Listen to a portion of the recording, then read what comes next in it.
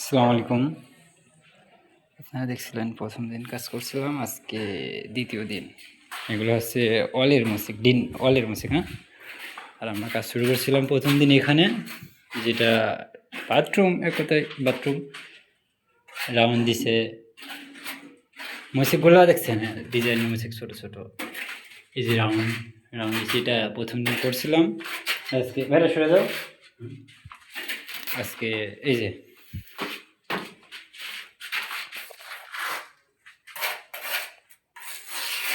আসলে মোচেকটা আমার কাছে সেই পছন্দ হয়েছে, যার কাছে যে লাগুক। আর পরে আপনারা দেখতে পারবেন, আমরা পুরো বাথরুম লাগানোর পরে ভিডিও দেখবেন।